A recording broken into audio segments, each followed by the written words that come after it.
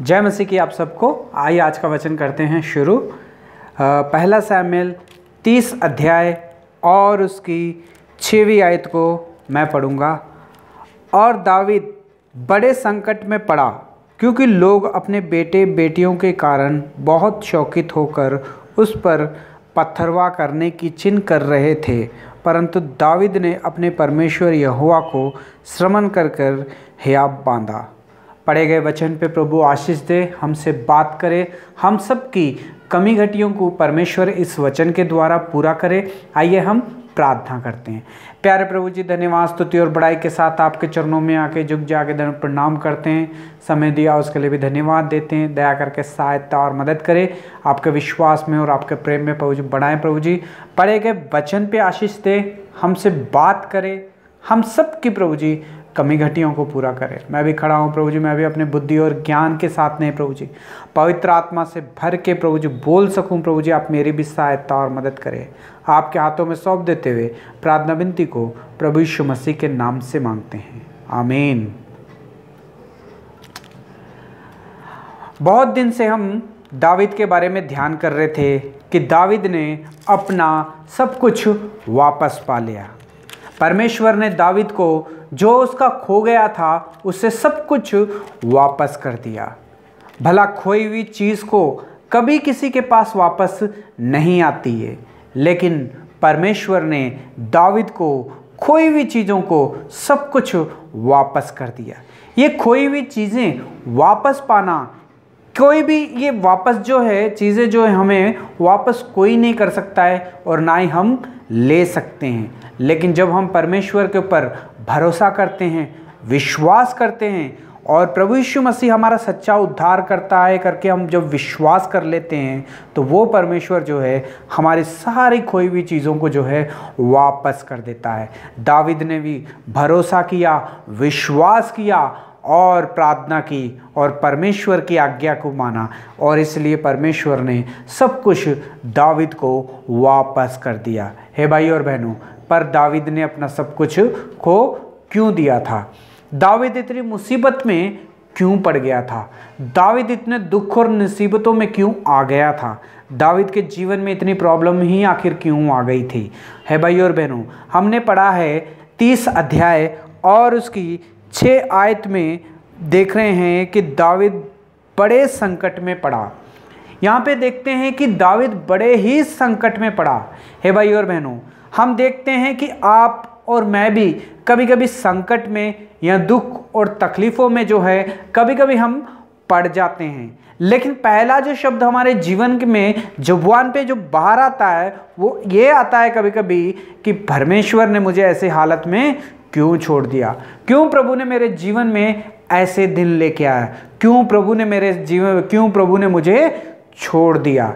हे भाई और बहनों, दुख और तकलीफ कितनी ही बार हमारे जीवन में क्यों ना आए, हम परमेश्वर को दोष देते हैं कि परमेश्वर ने मुझे ऐसे मुसीबत में क्यों डाल दिया, परमेश्वर ने मुझे क्यों छोड़ दिया, मैंने परमेश्वर का क्या बिगाड़ा था कि परमेश्वर ने मुझे ऐसे हालात में छोड़ दिया। हे भाई और बहनों, यहाँ पे हम देखते हैं कि दावीद बड़े संकट में पड़ा, यानी कि बहुत बड़े संकट में पड़ा।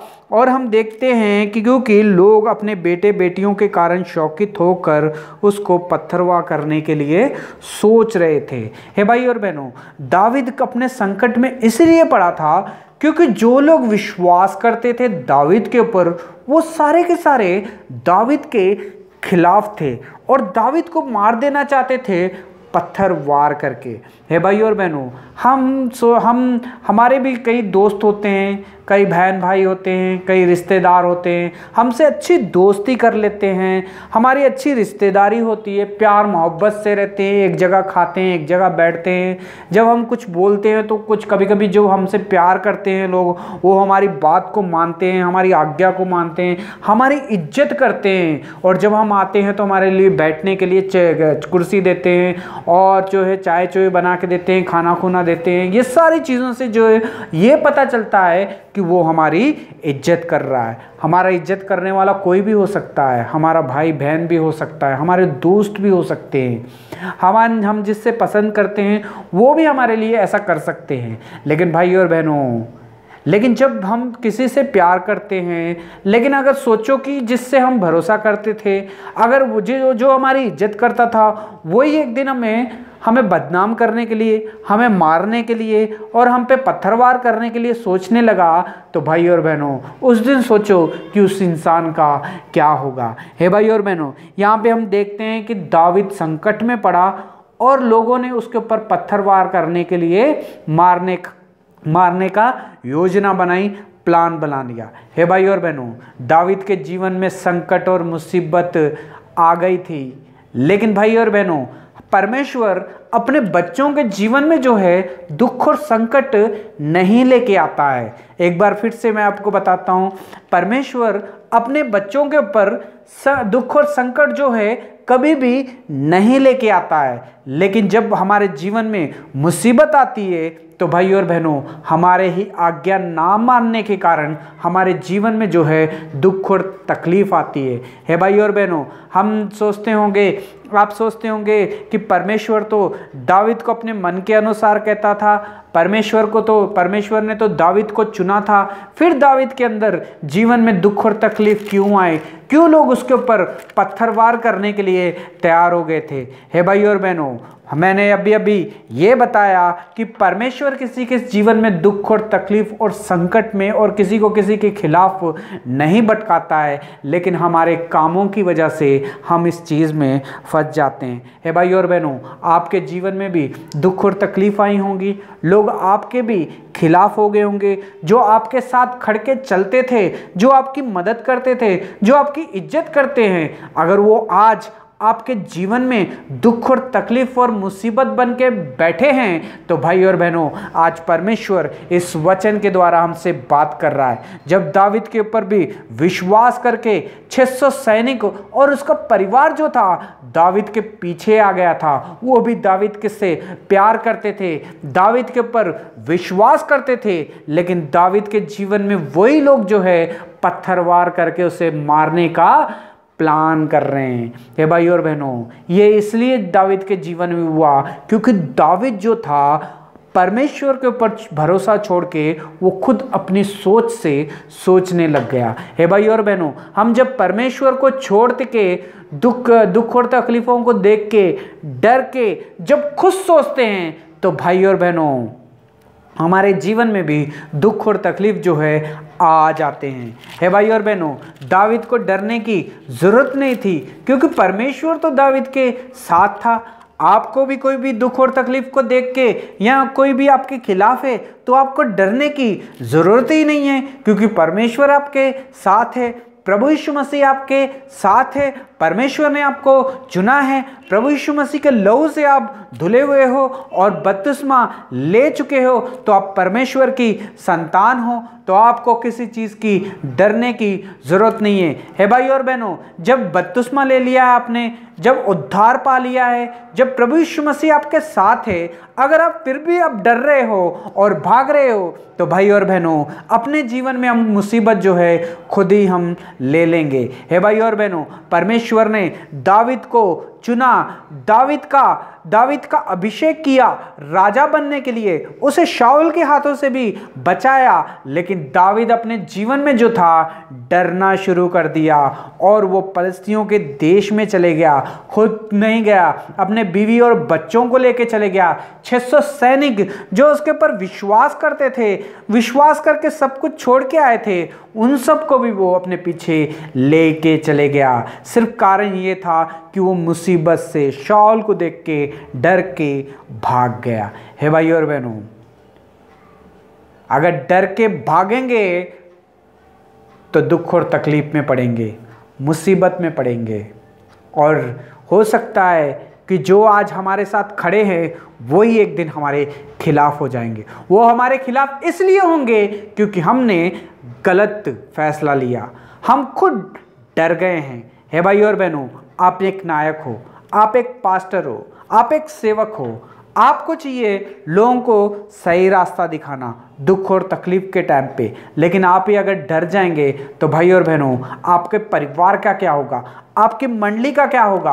आपके पीछे जो आ रहे हैं विश्वास करके बैठे हैं उनका क्या होगा। हे भाई और बहनों, अगर आप डर के पीछे हट जाएंगे तो भाई और बहनों जैसे दावीद के जीवन में दुख और मुसीबतें उसके जीवन में आ गई थी, बड़े संकट में पड़ गया था और लोग पत्थरवार करके उसे मार देना चाहते थे, सारे लोग खिलाफ हो गए थे, इसलिए क्योंकि वो खुद डर गया था। अगर आप भी डर के कहीं और जाना चाहते हो तो भाई और बहनों हो सकता है आपके जीवन में भी दुख और तकलीफ आ जाएगी। दुख और तकलीफ इसलिए हमारे जीवन में आता है क्योंकि हम डर जाते हैं, हम परमेश्वर के ऊपर भरोसा करना छोड़ के हम जो है डर के वहां से भागने की कोशिश करेंगे। हे भाई और बहनों, अगर भागने की कोशिश करेंगे तो भाई और बहनों एक ना एक दिन तो उसे उसका सामना करना ही होगा। हे भाई और बहनों, यहाँ पे हम देखते हैं कि दावीद बड़े ही संकट में पड़ा क्योंकि लोग अपने बेटे बेटियों के कारण शौकित हुए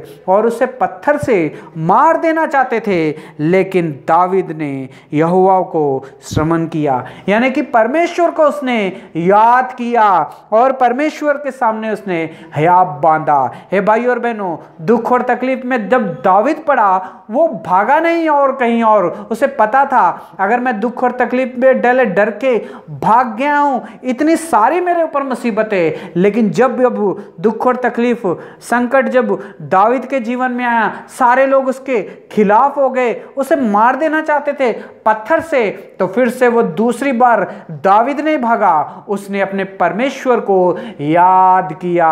हे भाई और बहनों, अपने परमेश्वर को याद करके उसने हियाब बांधा। हे भाई और बहनों, परमेश्वर को याद करने का मतलब यह है कि उसने अपने जीवन में जो कुछ किया उसने अपनी गलतियों को माना। दावीद ने हो सकता है कहा होगा, हे परमेश्वर आप मेरे साथ थे, लेकिन शाऊल को देख के मैं डर गया, अपने परिवार को, अपने 600 सैनिकों को भी लेके फलस्तीनियों के देश में, दुश्मनों के देश में चले गया, वहां जाके रहने लग गया। आज मैं दुख और तकलीफ में और सारे लोग मेरे खिलाफ इसलिए है क्योंकि मैंने आपकी आज्ञा नहीं मानी, मैं आपकी आज्ञा को छोड़ के